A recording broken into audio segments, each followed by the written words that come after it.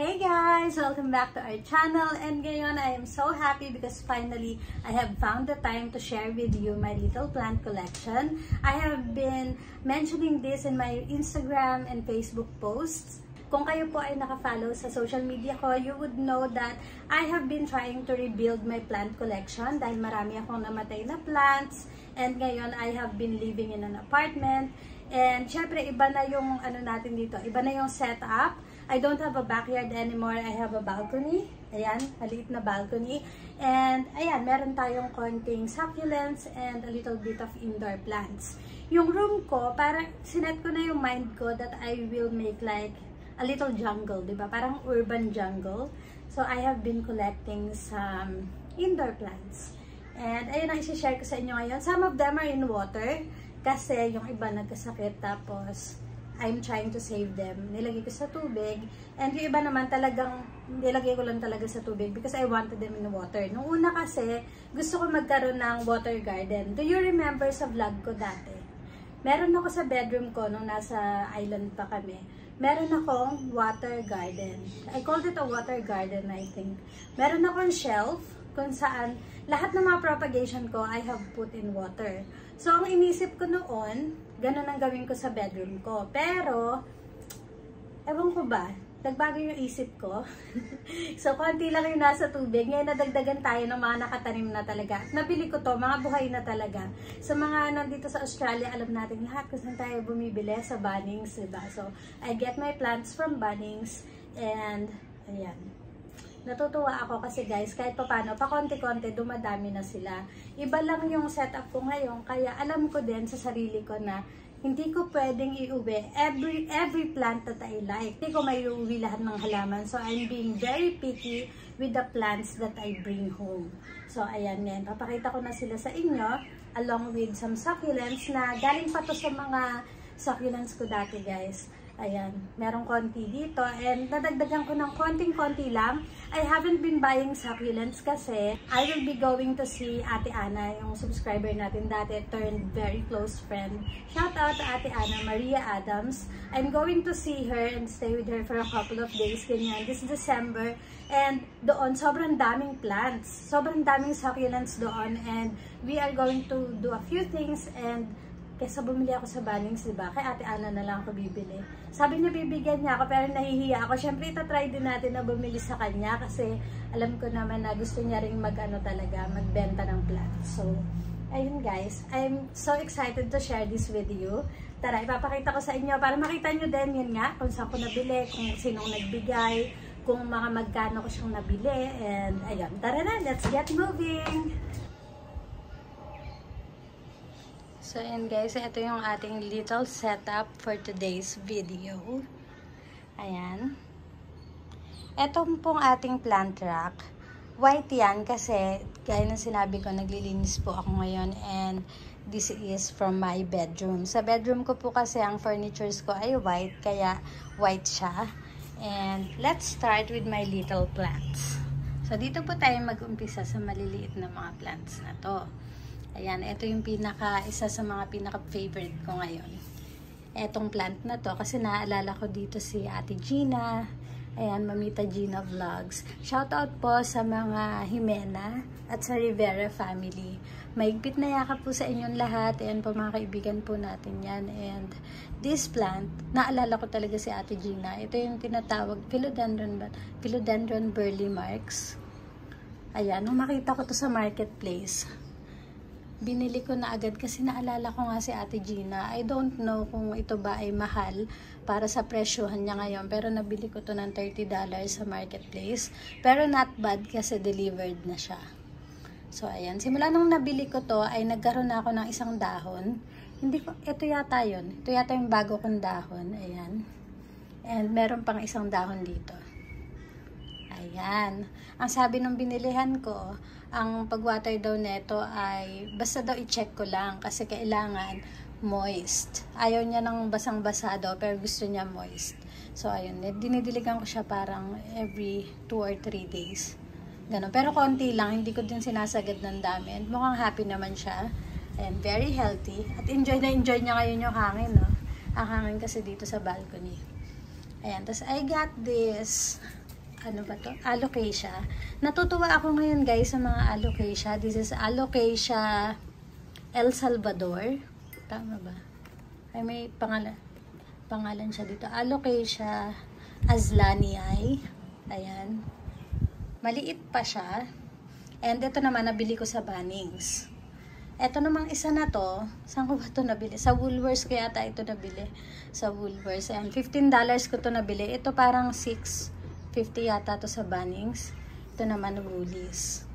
Ayan, nakita ko siya, nagandahan lang ako. Tapos itong mga maliliit ko na to na pots, at saka itong stand na to, nabili ko yan sa Bunnings.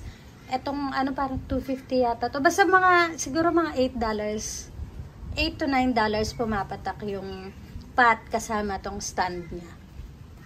So, ayun guys. Ito yung aking mga tiny plants. Ito pala randomly nabili ko lang to guys sa mall, shopping center. Nakalimutan ko na kung magkano siya. So, ayan. Ang aking mushroom. And up here, ayan, dito naman makikita niyo yung ating fiddly fig, the favorite ko. Gusto ko talaga ang fiddly fig. Ayan. And itong ating, I'm not sure if this is Marble Queen. Parang pothos Marble Queen ito. And nasa water lang siya. Ayan, yung mga containers ko guys. May containers para sa mga plants in water. Ito pa ay nabibili ko lang sa second-hand shop dito. Yung Salvation Army. Meron kasing malapit na salvos dito sa amin. And I go there and check out their jars. Bumibili talaga ako niyan para nilalagyan ko ng halaman. Kasi mura lang dun guys. Ayan, meron din pala tayo ditong Monstera Deliciosa. Ayan, nasa tubig lang siya guys. Meron akong nasa pot pero maliit pa lang siya. Ayan siya, nasa kitchen yan eh, dinala ko dito. And then here we have the Philodendron White Princess. And guys, nabili ko to sa Bunnings on clearance sale kasi medyo malungkot talaga ang itsura niya noon. Ayan. Ang ginawa ko nga, inalis ko siya sa soil. Tapos nilagay ko dito sa tubig. Kasi malungkot talaga siya noon. Kaya siguro, binabaan na nila yung price. Kasi, sad looking siya. And ngayon, mas happy na siya. Meron na akong bagong dahon. Ito sa taas. And there's another one here. Ayan. So, happy naman ako dyan. Ayan. Happy naman ako. At mukhang happy siya. Nasa taas to ng aking shelf sa bedroom. Meron pala din ako dito guys na ano tawag nito? Monstera Adansonii. Etong Monstera Adansonii, nakuha ko to doon sa marketplace nung binili ko yung Burle Marks. Kasi sabi ko dun sa babae, kasi kung collector siya, diba? Naghanap ako ng plantita. Sabi ko, baka pwede ako makabili ng cuttings. Kasi alam nyo guys, sa Bunnings ngayon, ang Monstera Adansonii ay nasa $35 pa yung isang pot. Tapos ito, ibinigay niya sa akin to ng $10. Ayan, ganito lang siya. Delivered din, so okay na siya. Ayan siya. At ito ay galing sa isang variegated na Monstera Adansonii. Kaya sabi niya, there is this high possibility na magkaroon ako ng variegated na Monstera Adansonii dahil dito. Ayan siya. Ito palang ano nito, itong lalagyanan niya, ito ay nabili ko sa IKEA for $3.50. Ayan, ang ganda naman niya, 'di ba? Medyo ano lang yung ano niya. Yung kanyang baby leaf ay medyo sira. Pero okay lang. Ganun talaga sa life, hindi perfect. Charet. Ayun, guys. Etong ating plant shelf ay sa IKEA din yan. I bought it for $119. Ang daming pagpipilian dun guys, seryoso. Naghahanap lang ako ng papatungan ng halaman, nahirapan akong pumili. And ayan, pinili ko nga yung white because it goes with all my furniture sa aking bedroom. So unahin muna natin yung mga indoor plants dahil nga dito na tayo nagsimula. So dito tayo sa gilid. Ayan, meron tayo ditong, hindi ko muna ipapakita sa inyo yung mga cactus na. Ito muna indoor plants. Ayan. Meron tayo ditong philodendron. Naku, nalimutan ko nito. Alam nyo guys, sa totoo lang, hindi ko pa natatanggal yung mga tag-tag ng mga binibili ko. Ayan. Monstera Silipecana El Salvador. Ayan, ito pala yung El Salvador. Ayan, para siyang ano guys, medyo hawig siya sa silver satin na pothos at saka yung brand TI na philodendron. Ayan, maganda yung dahon niya. And gusto ko siya kasi nakikita ko na magte-trail siya. So, kinuha natin yan. And here I have another pothos. Sabi ni Ate Gina, parang JD ata ito. So, ayan, nakuha ko yan in the same pot kung saan nandoon yung Marble Queen. So, hiniwalay ko lang siya. Ayan, and then here, we have ito muna, Monstera. Ayan, ito at saka yung Monstera na nasa tubig natin ay, ano yan, dito siya galing yung nasa tubig. Ayan, may kasama pa siyang damo. Di ba ang galing? And here, we have the Alocasia. Anong Alocasia ba to? Alocasia. Tignan natin kung may pangalan. Alocasia Platinum Dragon. Alocasia Reginae Platinum Dragon. Ayan, nakakairap din magbasa minsan ng mga ID, ano. Ayan, I like it very much. Kasi nagagandahan ako sa dahon niya. Na-attract ako ngayon guys sa mga iba-ibang klase ng dahon talaga. Dati kasi, sa bagay, dahon din naman yung kinaiinlaban ko dati. Pero mga succulents nga lang kasi ngayon indoor plants tayo. So meron tayo ditong mini palm tree. Ayan, maliit lang. And meron ako ditong dalawang rubber trees. Etong isa galing sa Woolies. I forgot how much I got this for. Pero nabili ko to sa Woolies. At nung nabili ko to ay medyo maliit pa. Parang ganito lang siya kalaki. Ngayon ay lumalaki na siya. Ayan, basta tinitignan ko lang kung tuyo na. Tsaka ko siya dinidiligan. Ayan. Tapos eto, nabili ko to sa Bunnings. And ano siya, naka-clearance sale. Parang $6 ko lang yata to nabili. Pero nung nabili ko to, medyo maliit-liit pa din siya. Ngayon, medyo lumaki na rin siya. And dito sa ilalim, we have another Alocasia. Ayan. Tapos, dito naman meron tayong, ano ba tawag dito sa mga prayer plants na to? I forgot the name. Guys, please comment below. Or, tingnan natin, dahil baka nandito pa yung pangalan niya. Hindi ko kasi guys natatanggal minsan yung mga pangalan. Tingnan natin. Ayun! Calathea pala ang tawag sa kanila. Calathea insignis. Ayan. Ito pala ay Calathea. Sa Pilipinas, Calathea. Sa mga English na bansa, Calathea. Ayan. Tapos ito ay Peace Lily. Ayan. So, tapos na ba tayo sa indoor plant? Ay, hindi pa pala. Meron pa isa dito. We have, neon pothos ba ang tawag dito? Oh, neon pothos yata ito. Ayan, and another plant here. Ito ay indoor din. Ito ay anthurium. Gustong-gusto ko siya guys kasi hindi siya yung anthurium na, di ba yung pinaka-common yung red? This one is like maroon. Parang siya, parang dark red, parang wine. Ano po kulay nito? Basta parang malapit na siyang maging itim. Ayan, kitang-kita nyo naman guys. Maganda siya. Pero yung mga dahon niya ay hindi malinis kasi guys, I don't have time to clean the leaves. And hopefully one day, mapunasan ko din yung mga dahon ng mga to at mapaliguan ko sila. Ayan. Okay, ngayon ay sa succulents naman tayo. Dito tayo magsimula sa kabilang dulo kasi may story to eh. Eto guys, sobrang laki ng cactus na to. Alam niyo sa totoo lang, nung inuwi ko to, gulat na gulat sila paglabas ko ng elevator. Kasi yakap-yakap ko siya and sobrang laki niya. I will insert a picture here para magka-idea kayo kung gaano kalaki to. Kasi, tignan nyo, andyan siya sa pot na yan, pero syempre, mahaba pa siya. Talagang nakabaon siya ng kasi para hindi matumba. So, ayan, tuwang-tuwa ako ngayon because it's giving me some flower buds. Ayan. Tapos, meron pa dito sa kabilang gilid. Medyo may konti siyang scales. And, iti-treat natin yan. Hopefully, ma-vlog ko. Iti-treat natin yung mga na yan. Ayan, malabo. Ayan, basta ayan yung mga flower buds niya. I'm so happy and excited na nagka-flower bud siya. I tried to make a little arrangement. Ayan, kung makikita nyo. Nilagyan ko siya ng ano dito, Sansevieria. Tapos yung mga random succulents lang na nandito. Ito bigay ni Donna. Tapos ito galing kay Ate Elsie. At saka ito. Alam nyo guys, itong cactus na to, I got it for free. Bigay sa akin ni Ate Elsie. Si Ate Elsie ay Pilipina po na na-meet ko.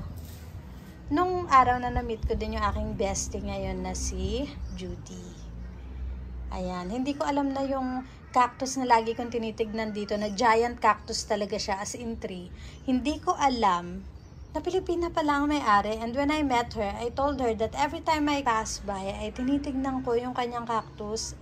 Seryoso, ang dami kong pictures nung cactus tree na to kasi sobrang laki niya talaga guys, kasi mataas pa siya sa poste ng Meralco, ganun siya kalaki.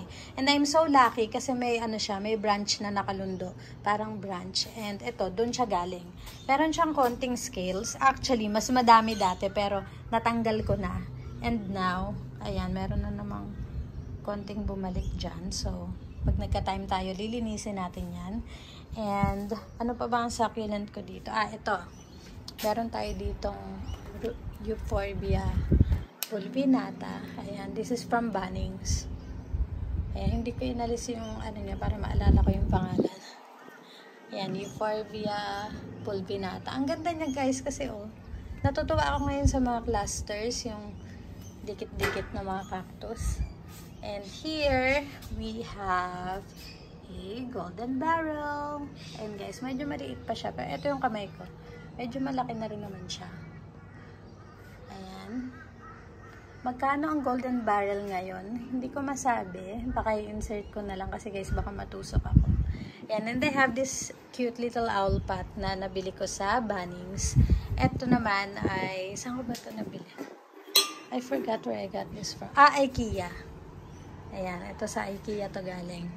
And what else? Dito sa taas, meron tayo ditong Sansevieria